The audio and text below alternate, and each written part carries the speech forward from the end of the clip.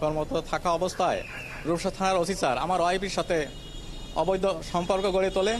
অবৈধ সম্পর্ক আপনি প্রতিবাদ করেন, এই কারণে আমি প্রতিবাদ করি, পরে ওসি স্যার আমার লকআপে আটকাই দেয়। আমাকে অন্যায়ভাবে ডোপ টেস্ট করে চাকরিচ্যুত করা হয়েছে। আপনার বিরুদ্ধে কি অভিযোগ ছিল, কেন বরখাস্ত করেছেন? আমার বিরুদ্ধে গরহাজির ছিল, আমি কয়েকদিন গরহাজির ছিলাম, যার কারণে আমাকে একদম চাকরিচ্যুত করেছে। আপনার বিরুদ্ধে কি অভিযোগ ছিল? আমাদের দায়িত্ব অবহেলা। চাকরিচ্যুত করা হয়েছে। আপনার বিরুদ্ধে? আমরা নদীতে ডিউটি গেছিলাম একসাথে, নদীতে রান্না বান্না করে খাওয়া দাওয়া করি, আমরা ম্যাচ আনতে গেছিলাম আর কি। ম্যাচ আনতে যাওয়ার পরিপ্রেক্ষিতে কে বা কারা ছবি উঠে না ডিআইসার দিয়ে আইসে দিয়ে উনি আবার সাময়িক বরখাস্ত করতে, সাময়িক বরখাস্ত 2 মাস পর উড্ডু করছে, উড্ডু করার পর আবার ডিআইসার আমার নির্দেশ দিচ্ছে আউট করার লাগে। আদালতে মামলা করছি, মামলায় রায় পেয়েছি 9/3/2023 সালে রায় পেয়েছি। আপনাকে কেন বরখাস্ত করেছে?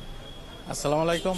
আমাকে বরখাস্ত করছে, আমি রূপসা থানায় ছিলাম কর্মরত থাকা অবস্থায় রূপসা থানার ওসি স্যার আমার ওয়াইফের সাথে অবৈধ সম্পর্ক গড়ে তোলে।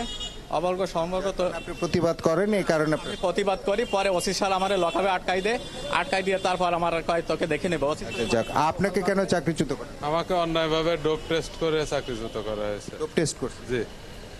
আসলে রাকিব, নানান জনকে নানান কারণ দেখে চাকরিচ্যুত করা হয়েছে। এরকম প্রায় 2009 সাল থেকে শুরু করে 22 সাল পর্যন্ত এরকম চাকরিচ্যুত করা হয়েছে এবং পর্যায়ক্রমে যারা 22 সালে চাকরিচ্যুত হয়েছে তারা এখন মামলায় বিচারাধীন রয়েছেন, মামলা প্রশাসনিক ট্রাইব্যুনাল। আর বাকি যারা তারা আদেশ পেয়েছেন, আদালতের আদেশ পেয়েছেন, তাদের দাবি হচ্ছে তাদেরকে যেন চাকরিতে পুনর্বহাল করা হয়। এই সংখ্যা 660 জনের মতো। তো তারা এখনও পর্যন্ত পুলিশ সদর দপ্তরের সামনে আছেন, মানববন্ধন করছেন।